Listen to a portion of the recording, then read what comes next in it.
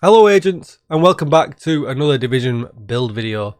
If like me you are absolutely fed up of going into PvP and being destroyed by skill builds, this might be the build for you, because fire and riot form become an absolute non-issue with this build, and that is the reason why I built it. I was fed up of going into the DZ, being hit with the riot form from somebody that has not even spec'd into skills whatsoever, but it gives them enough time to get round behind you, shoot you in the back, and it is all over, because PvP fights, the time to kill is really quick in this game. So this is the build. There's a few different options in this build, and you can actually build it a whole lot of different ways, and I'll go over that as I go through them. You can run either with SMGs or ARs. They're probably the preferred guns for PvP, so I've got both options for them in this video as well. So let's start off with the specialization. And if you want a true hazard protection build, you need to run with demo. Now there's two really good reasons you should be running demo in PvP. The first one is the increased burn resistance by 20%, makes fire CC builds a non-issue for you with this build. We've got some explosive damage, so if you throw in some grenades, we do a little bit of extra damage, which is really nice. But then the other really good part of demo is crisis response. When armor is reduced to 0, it refills a magazine for a main gun, and you don't have to take your finger off the trigger. Just make sure you spec into SMG damage or AR damage or whatever weapon it is that you're going to use. Choice of gun, this is really up to you and how it feels when you're playing the game. So I'm a big fan of the Dark Winter. I think it's really good. A huge RPM. RPM matters. When it comes to PvP, RPM really matters. As long as you're hitting your shots with this kind of RPM, you're going to win a lot. And I kind of build builds to go 1v many. So that's why I've gone with the Dark Winter, because then afterwards my crit damage can be absolutely insane to take down a second and maybe a third person really quickly, because you just never know what's going to happen in PvP, especially if you're being ganked as well, and nobody likes that. But you've got some other options. You can run the Lady Death. That's still really good. 900 RPM with a lot of damage. You could go with the Stubby Vector, with the Tactical Vector if you wanted to as well. There's the MP5. There is a lot of options for SMGs, so just pick one that you're comfortable with. Secondary gun, if I'm going to do PvP, for me, it's always going to be the FAMAS, because it's got 900 RPM, and I put measured on it as well, just to increase that RPM for them initial shots, because you can get to the end of the mag and the person's long dead. You can be halfway through your mag and the person's long dead, depending on what kind of build they're running. So FAMAS would be my gun of choice if I was going to go with the AR. Pistol and grenade, just run whatever you want. That is completely up to you. And as you can see, if we flick over to the stats, we're at 58.7, and that is just because the only piece of gear that is not maxed on this build is my Matador backpack. As you can see, it's at 5.7. So we're just shy of critical hit chance cap. If you can get to the cap, I would definitely advise you to do so. So while we're here, we'll take a look at the Matador. It's Walker Harris, so it gives us 5% weapon damage from the brand set bonus. Weapon damage, crit hit chance, and crit hit damage. And then hazard protection. You're going to need a hazard protection on at least 5 out of 6 pieces of gear. And I'll show you in testing. I went into the DZ with my clanmate Niccolo, and we went from using no yellow core pieces all the way through to a proper CC build. And he couldn't even hold me with the Riot form for more than a second. So you're going to have no problem whatsoever with Riot form. And then we show fire as well. He used the fire turret, and they also used the fire chem launcher on me. And I think the most it ever took at any point was around 10% of my armor. So for the time taken for that to affect me, fights would be over. You know, they don't last long enough for CC builds to be doing any kind of damage. And if someone's going full CC in the DZ, they're not going to be doing any damage to you. So they're definitely nothing to worry about. So I do think there is enough hazard protection in this build to cover you for all circumstances. But it gives us perfect adrenaline rush. Whenever you are within 10 meters of an enemy, gain 23% bonus armor for 5 seconds, and that will stack up to 5 times. Which is really nice, especially when you've got obviously PvE enemies running around in there as well. It's just really, really nice. So next, let's take a look at the mask. The mask, I've got the core attribute for armor.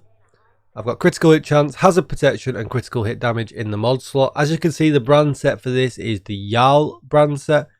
One piece gives us 10% hazard protection, and two piece gives us 5% weapon damage. Now, you don't have to run two pieces of this, and I'll talk about that when I get to the second piece. Which actually, we'll go to the second piece right away now. The holster, you can see I've got hazard protection again in the attributes. You're going to need this on at least 5 pieces for this build to be worthwhile. I've got another core attribute for armor, and I've got 12% critical hit damage in the third slot. Now, if you wanted to run something else here, you've got a couple of options. What you've got to think about is obviously your core attributes being blue. You need at least 2 in this build, otherwise you're going to get absolutely mowed down. But what you could do is you could perhaps run a Grupo with hazard protection and a core attribute blue. If you get lucky enough to get a piece, you can roll that way, and that would work absolutely fine. And instead of getting the 5% extra weapon damage, what you'll do is you'll boost your critical hit damage up, and with an SMG it's really nice, by 15%. I just haven't been lucky enough to get a Grupo to be able to do that. Next, let's take a look at the chest piece. So as you can see from the chest piece, I'm running Unbreakable. Now, you can run a damage talent if you want, but I've chose to go with the extra life because I'm only running 2 blue core attributes. So if you're running 3 or 4 blue core attributes, go with a damage talent and put some extra damage in here instead. But that's going to be up to you as well. How you feel in PvP, that's your own personal experience, how much survivability you feel that you need. The Sokolov brand set bonus, the one piece gives us 10% SMG damage. So again, you would perhaps have to switch this out for a Fenris chest piece if you're going to switch over to an AR so that you get the damage boost for that gun. But as you can see, this is all about damage. So we've got weapon damage, crit chance, crit damage, and crit damage again in the mod slot. Then our 2 final pieces are Seska. With 2-piece Seska gives us critical hit chance and then another 10% hazard protection. So really, really nice for this kind of build. And as you can see here, weapon damage, crit hit damage, and hazard protection. Very quickly onto the knee pads. Weapon damage, hazard protection, and critical hit damage. Now, if you're going to make the changes over to an AR build, all you need to do is swap the chest piece to a Fenris. And I'm sure many of you have got an all-red Fenris by now at this point in the game. You could actually, if you didn't want to do that, I wouldn't go with a sacrifice, but you could perhaps go with something like a Providence. I know you're going to get headshot damage, but more people might have universal Providence pieces at this point, and just change the talent to either Unbreakable or perhaps Obliterate, whatever you want. And obviously then you can use an AR. Now if you look at the stats, we're just shy on the SMG of the critical hit chance, because we are missing a little bit of stats from optimization, but you can see we're at 144% critical hit damage and 70% headshot damage, which is really, really nice. You know, and at 80, you know, nearly 89k with something that hits so fast, it does really, really well. And if we switch over to the AR, you can see we are short on the critical hit chance, but all we need to do is head back into the build, replace the chest piece with a Fenris, and then swap a mod over from critical hit damage to critical hit chance.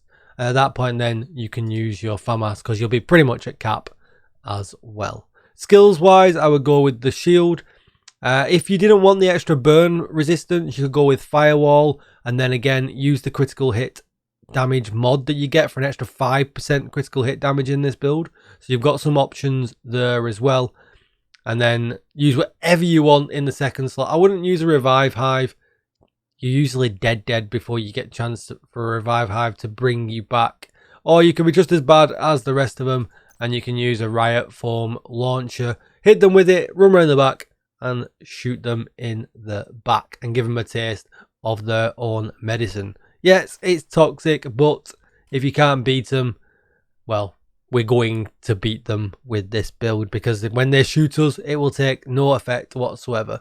And I'm going to put a bunch of examples at the end of this video where you can see it'll go all the way from them just using the Riot Foam launcher, and then every time they add 1 core yellow, right up until the very end where they use an actual CC build and they don't even hold me for a second, and fire is literally no problem whatsoever.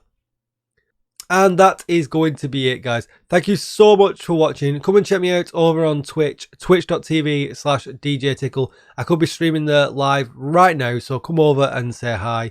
Check out all my links down below in the description. Be sure to check me out on Twitter and come and join the Discord. Give me a thumbs up to help out with that YouTube algorithm, and hit subscribe for lots more Division content. And I will see you in the next one. Thank you for watching, everybody. Goodbye.